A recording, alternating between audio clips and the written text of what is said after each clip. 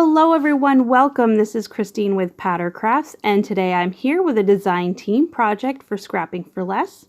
Today's project is 10 cards, 1 collection. So I'll be using this 6x6 double-sided pattern paper pad from Echo Park called Lost in Neverland. There are 24 sheets of paper in this paper pad.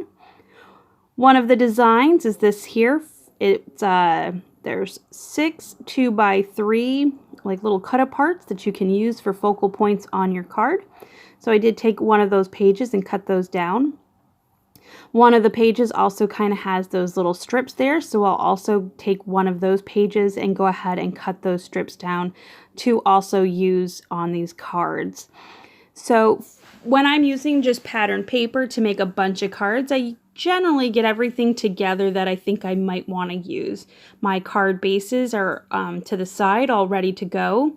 There are various colors and it's various companies, so I'm not exactly sure what goes with what. So I'm pretty much just sticking just to the frames and tags and to the pattern paper. I do bring in just some black cardstock from my stash and some white ribbon. Mostly just trying to stick just with the cards and tags. One of the ways to make lots of cards quickly is by using pattern paper and only pattern paper. I was able to make these 10 cards in about an hour and a half. So this video is sped up quite a bit because I'm sure for an hour and a half you don't want to see me make just 10 cards. So I don't think we'll be discussing each and every card just because by the time I get started, we'll probably be on to the next one. So for these cards, I do use those strips that I cut down from that one piece of paper to kind of decorate the inside a little bit. Put a little strip there like you saw on the previous card. The other thing I like about using just pattern paper is you don't need a lot of supplies. I don't have to go grabbing different kind of inks. I don't need to grab any coloring mediums. And of course, you can always use those things if you wanted to. Like if you wanted to darken the edge of the paper, you could go ahead and, use a blending tool or just your ink pad and go ahead and add a little dimension to the edges. But I didn't do that. I just wanted to show you can make some pretty nice cards, very easy, very quickly with very little supplies, although you do see me use quite a few dies. I'm not necessarily known for cutting the straightest of lines, so over my many years of crafting, I have invested in some dies to help make my card making easier and my panels to be as perfect as they can be. I am using some rectangle dies today. I'm also using some like rectangle ones that have a curved edge on each side and like a scallop border die. I don't think I go too crazy. There is a circle one in there at one point and a scallop circle. But again, you don't need any of those fancy dies. If you don't have them, you can cut circles as simply as putting a cup down and using an X-Acto knife and a cutting mat. You might have a punch. Anything kind of works. These are just to kind of give you a little bit of inspiration and an idea what to do with pattern paper. And I was super excited when I saw this pattern paper for the first time. The first time I saw it was at Creativation. So it was hanging on the wall and I was like, oh, I love this. So I was super excited to make these cards today. So they are just kind of basic, simple cards. They don't say happy birthday or thinking of you or anything like that. They're just some very simple, they can be anything you want them to be. You could always stamp happy birthday later or handwrite it in. A lot of these are just going to be kind of generic. You could use them for anything or for anybody. Kids, adults that are kids at heart. Anyone who loves Peter Pan's story.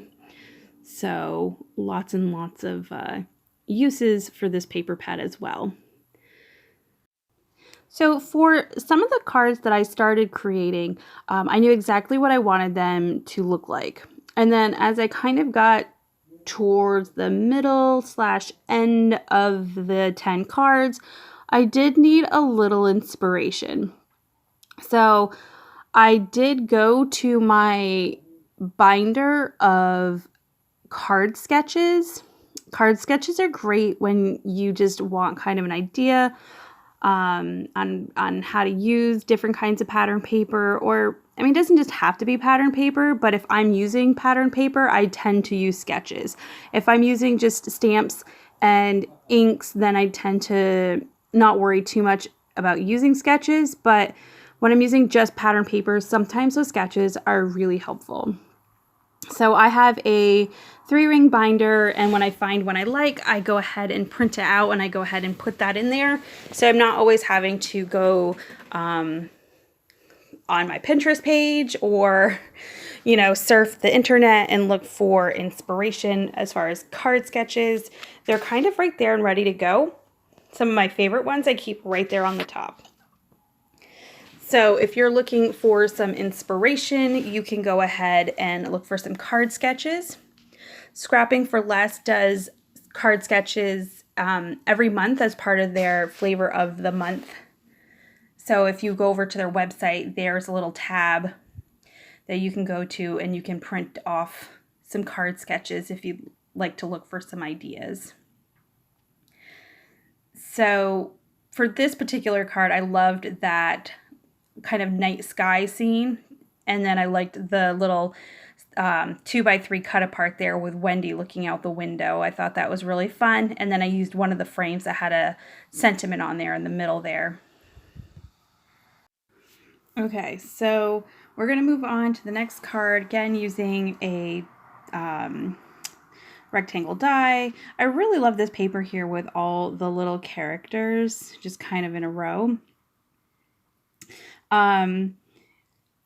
But I didn't want to cover it all up, so I'm using this like little hillside die with some stitching, and I'm going to go ahead and cut that down, put that there, and put a middle piece of this frame up on some foam tape. And I think that kind of showcases that paper a little bit, but it doesn't make it too busy because you kind of got the red there as well. Because I felt that the paper with the characters for the whole background, that little sentiment might get a little lost. So looking back at this alligator paper, I really wanted to use it, but I kind of had an idea of what I wanted to do for this one. So I was just trying to find some paper that would go with it. And I love this little pattern paper here with all the little Tinkerbells. I do want to mat it with some black, so I'm just going to die cut it together because why not? Adding a, it's a scallop border that kind of makes this little triangular type piece at the bottom. I like to mat those kinds of things a little bit with black if I think about it, or if I can, because sometimes the dies are a little bit harder to use than others, or sometimes I'm just plain lazy. So I wanted to give it a little bit of break between this light blue with the polka dots and the Tinkerbell, and I thought those two pieces of paper went great together. And then I'm going to bring in a tag of Peter Pan, add some white ribbon, pop that up on some foam tape, and I'll add a mat to the inside of this card here. And of course, some Wink of Stella. So again, none of these cards are like overly difficult or like hard to do. It's kind of, again, why I like using pattern paper. I know I've already said that before, but it is one of the benefits of just using pattern paper. And I have tons of 6x6 pads. I just haven't broke them out. You get all these wonderful stamp sets, and sometimes you forget about the really pretty pattern paper. Or maybe that's just me. Am I the only one that does that?